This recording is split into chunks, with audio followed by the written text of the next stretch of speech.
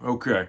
Hey, YouTube. This is Jericho Walters, and this is my review of the new film on Netflix, The Deliverance. Normally, I like to go to the movie theaters on the weekends, but I'm actually kind of not allowed back, and I'm not allowed to say why. We're working on it, it's in litigation.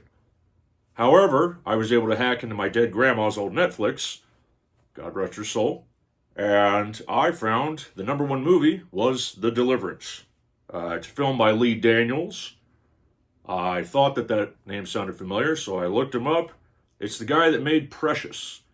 You might recall Precious, the film about the somewhat rotund young black teenager that gets pregnant.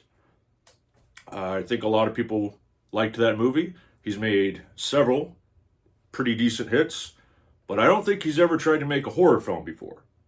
And of course, the big question with a horror film is, was it scary? I would say no. Not unless you find it very scary how many broken homes there are in the United States, in which case this film is fucking terrifying. This film is about an urban family where apparently the grandmother is white, and she is played by Glenn Close. She looks like this in the movie. You guys see that? Oh, and also, my boy from Stranger Things. This guy's in it. He plays the oldest son. I guess he's just trying new things out in between seasons of that show. So, where to unpack this movie? Well, it's well shot, well lit, well edited, well acted. Does it add anything new to the genre? It tries some stuff. I'm not really sure how to go into it without spoilers, but everybody tries to bring their A game with the premise and the plot. It is apparently inspired by a true story, which they show some title cards at the end and some images. I went and looked it up. I kind of wish that they had just told that story. It's actually way creepier just hearing the stuff that people claim they saw in real life. But I guess that'd just be a documentary. So, let's get into spoilers.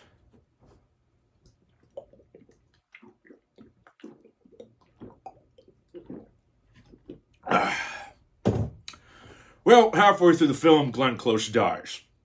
I think she had cancer or something. She was getting treatment for it, but then the little boy that gets possessed kills her. And they find a way to bring her back in the third act, where basically the demon keeps shape-shifting and looking like different people, and it uses her at one point. And then we get this absolute fucking gem of a scene.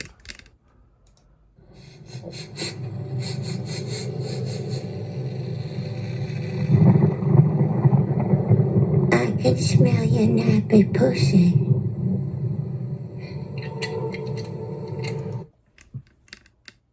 So yeah, that happened. Gosh, I don't know. There's a lot of cliches in this movie. There's a creepy basement that looks like the size of a warehouse when you're down there. I don't know who can afford that. It looks like a pretty standard townhouse, so I'm not sure how the square footage of that works out. I mean, it really looks way too big for the house that it's supposed to be underneath. But you get some really over the top epic action sequences towards the end with special effects. A lot of people getting levitated and choked out. The demon bursts into flames at the end and gets sucked to hell. That was kind of cool. All the kids get attacked and they're like getting cut on their shit, and all the things are flying around and everything's just fucking nuts. So if you like stuff like that, you're gonna love this movie. If you like lines like that one, you're gonna love this movie. But yeah, at the end they had to wrap it up and push the religious aspect. So the power of Christ compels, and good wins the day.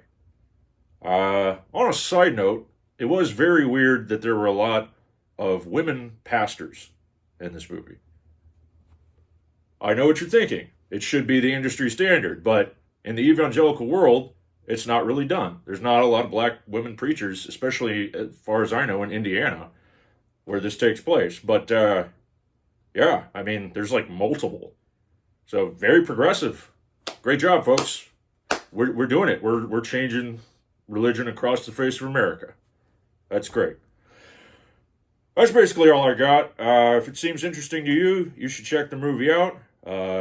As always, be sure to like, subscribe, comment, email me, call me if you figure out my number, and I love you.